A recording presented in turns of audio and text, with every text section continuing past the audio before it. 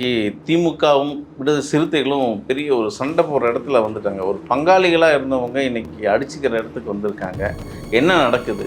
விசிக இத்தனை ஆண்டு காலம், திமுகவோட 30 ஆண்டு காலம் இருந்து திமுகவினுடைய எதிர்காலமே விசிகாவாக தான் இருக்குது. இந்த திமுக அழிந்து போவதற்கும் காரணம் விசிக. விடுதலை சிறுத்தைகள் என்ற கட்சி திருமாவளவன் கட்டுப்பாட்டில் இருக்கா? இங்கே ஒரு கேள்வியாக மக்கள் பார்க்குறாங்க. இல்லை, அதுவும் நல்ல கேள்வி தான். அதாவது அங்கே ஒரு 5 குழு இருக்குது. திருமாவை திமுகவின் அடிமையாக்குறதே அந்த 5 பேர்.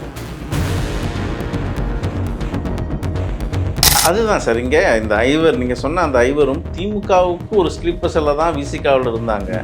என்ன நிலைப்பாடில் தன்னை மாற்றிட்டு தாவேக்கா பக்கம் நகர்ந்தாங்க. அதிகாரத்துக்கு வந்த பிறகு அப்போ பட்ட மரத்தில் என்ன பறவை?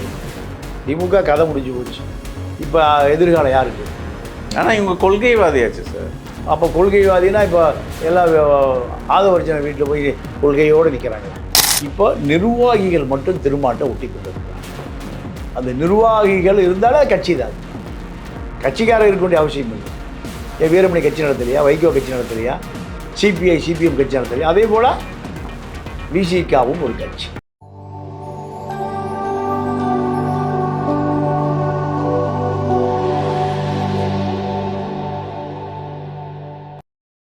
நேயர்களுக்கு வணக்கம். இன்றைய நேர்காணல் நம்மோடு இணைந்திருக்கிறார் மூத்த பத்திரிகையாளர் திரு தமிழா பாண்டியன் அவர்கள். சார் வணக்கம். வணக்கம்.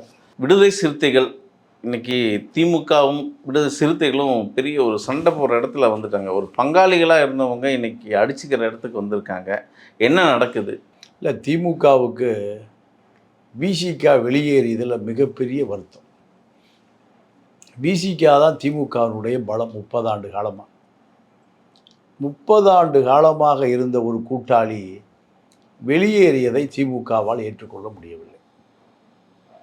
இந்த வருத்தத்தை ராஜா மூலம் தீர்த்து கொள்கிறார்கள். ராஜா அதை கடுமையாக கொச்சையாக திமுகவினுடைய கோபத்தை பிரதிபலிக்கிறார். இதை எதிர்த்து நீங்கள் அவருடைய பெரம்பலூர் தொகுதியில் குன்னம் பகுதியில் ராஜாவை எதிர்த்து ஆர்ப்பாட்டம் பண்ண போன விசிக தொண்டர்களை திமுகவினர் தாக்குகிறார்கள். இதுதான் இப்போது விசிகாவுக்கும் திமுகவுக்குமான சண்டை. இது கண்டிப்பாக தொடரும். விசிக இத்தனை ஆண்டு காலம், திமுகவோட 30 ஆண்டு காலம் இருந்து திமுகவினுடைய எதிர்காலமே விசிகாவாக தான் இருக்குது. இந்த திமுக அழிந்து போவதற்கும் காரணம் விசிக தான். தலித் இளைஞர்கள் அத்தனை பேரும் கிளம்பி தாவேக்க போயிட்டான். இதை ஏற்றுக்கொள்ளவே முடியவில்லை.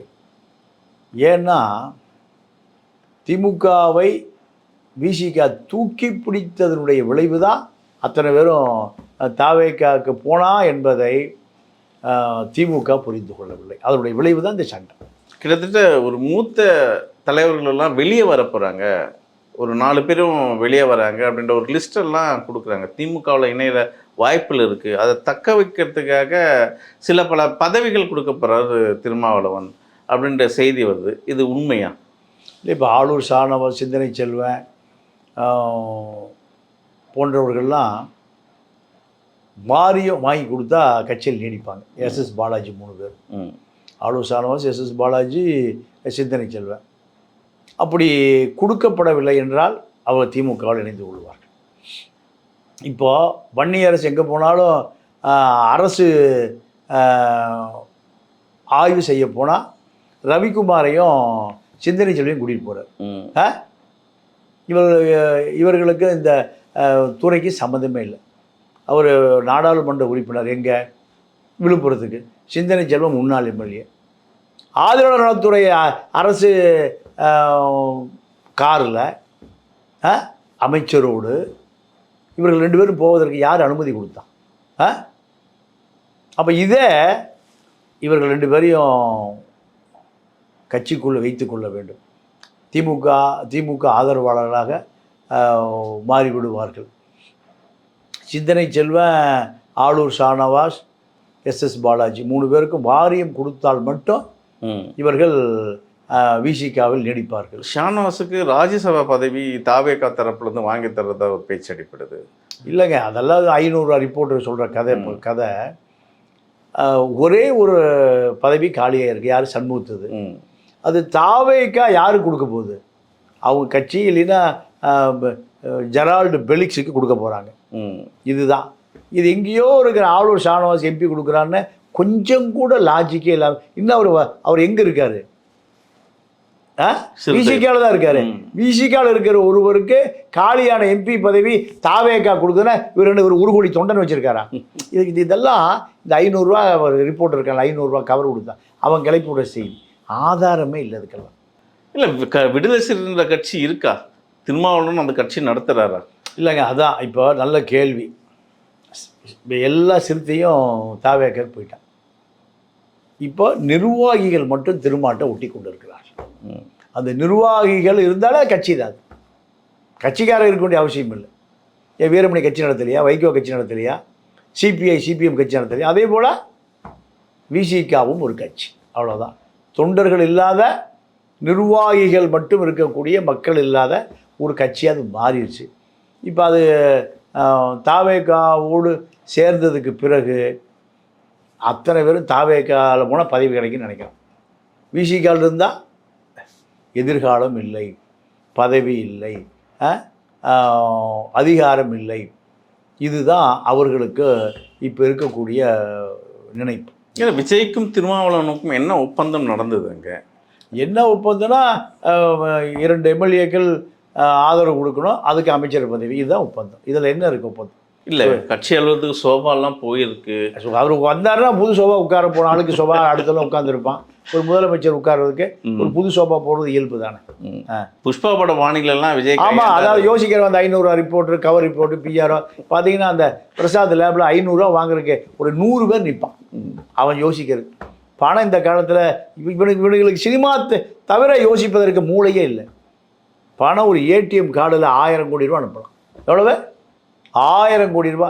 இது காமெடிக்கு வேணால் யூஸ் ஆகுமே தவிர சீரியஸாக அரசியல் பேசுகிறேன்னா இந்த காமெடி பண்ணால் எவனும் பார்க்க மாட்டேன். இதெல்லாம் காரி துப்பிட்டு போயிடுவான். விடுதலை சிறுத்தைகள் கட்சி திருமாவளவன் கட்டுப்பாட்டில் இருக்கா? இங்கே ஒரு கேள்வியாக மக்கள் பார்க்குறாங்க. இல்லை, அதுவும் நல்ல கேள்வி தான். அதாவது அங்கே ஒரு 5 குழு இருக்குது. ஆளூர் ஷானவாஸ், எஸ்எஸ் பாலாஜி, சிந்தனை செல்வன், ரவிக்குமார், வன்னியரசு. இவர்கள் திருமாவை திமுகவின் அடிமையாக்குறதே அந்த 5 பேர் தான்.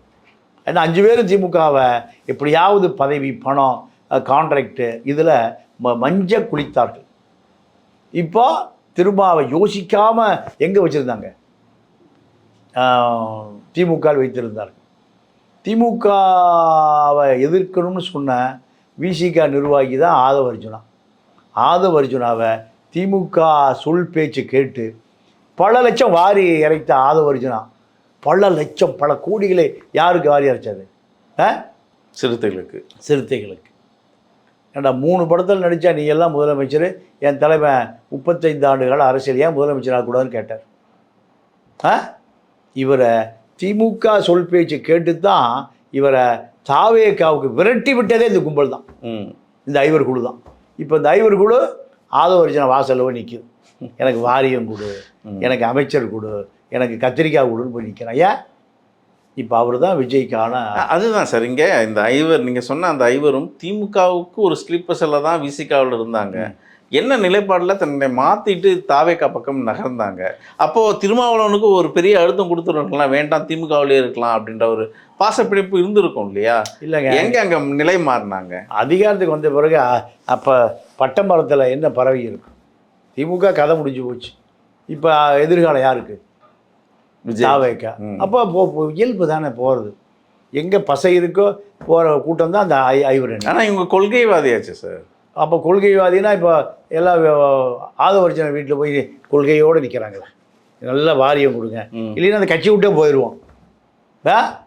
மிரட்டல் தோணி தான். ஆமாம். வாரியம் கொடுக்கலைன்னா 3 பேரும் எப்போ வேண்டுமானாலும் திமுக ஐக்கியமாகி விடுவார்கள். என்ன உள்ள சூழல், கல சூழல் எப்படி பயணிக்க போகிறாங்க? அதாவது இடதுசாரிகளும் சரி, இந்திய முஸ்லீமும் சரி, இங்கே விடுதலை சிறுத்தையும் சரி, இவங்களோட ஒரு பலத்தில் தான் இன்றைக்கி விஜய் ஆட்சி ஆண்டிருக்காரு. குறிப்பாக அதிமுக பக்கம் அந்த எம்எல்ஏக்கள்லாம் வேண்டாம் அப்படின்ற இடத்துல விஜய் வந்துட்டாருன்னு சொல்கிறாங்க. அவங்க தயவு இன்னைக்கு தேவையில்லை அப்படின்னு ஒதுங்கி வைக்கிறாங்க. இதை எப்படி பார்க்குறது நம்ம இந்த அரசியலை? இல்லை, அப்படியெல்லாம் விஜய் சொல்லவே இல்லை. ம். அவருக்கு இந்த 10 அவருக்கு அதிமுகவிலேருந்து 10 சட்டமன்ற உறுப்பினர்கள் இப்போ 4 பேர் போயிட்டாங்க. இன்னும் 6 பேர் தயார் நிலையில் இருக்கிறார்கள். இவர்கள் போனால் இவர்கள் தேவையே இல்லை அவர்களுக்கு. 10 தாவேக விசில் சின்னத்திலிருந்து வெற்றி பெற்ற சட்டமன்ற உறுப்பினர்களும் வந்துடும். இப்போவே ஜோதிமணி பேச ஆரம்பிச்சிருச்சு. 5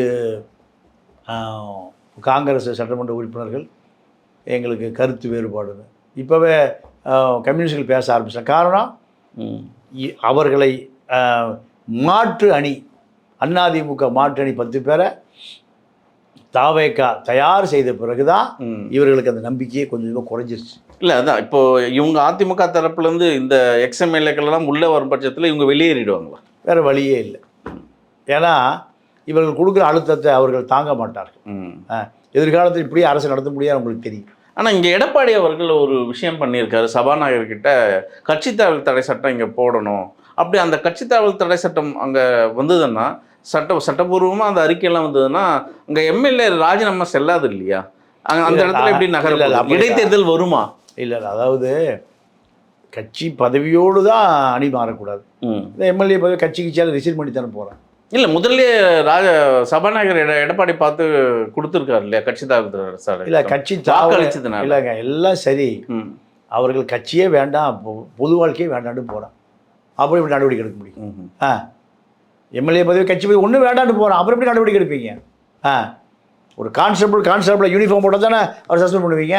விஆர்எஸ் கொடுத்துட்டு போயிட்டாருன்னா சஸ்பெண்ட் பண்ணுவீமா? அதுதான் இப்போ இதெல்லாம் பல மூத்த வழக்கறிஞர்களிடம் தொடர்பில் இருக்காங்க அவங்க. அதனால் 10 பேர் 10க்கு மேலே கூட வரலாம். என்ன இதில் ஒளிஞ்சிருக்கும் திட்டம் என்ன சார்? இந்த கூட்டணி ஆட்சியை விடுவித்து கொண்டு மெஜாரிட்டி ஆட்சி கொண்டு வர வேண்டியதுதான் திட்டம்.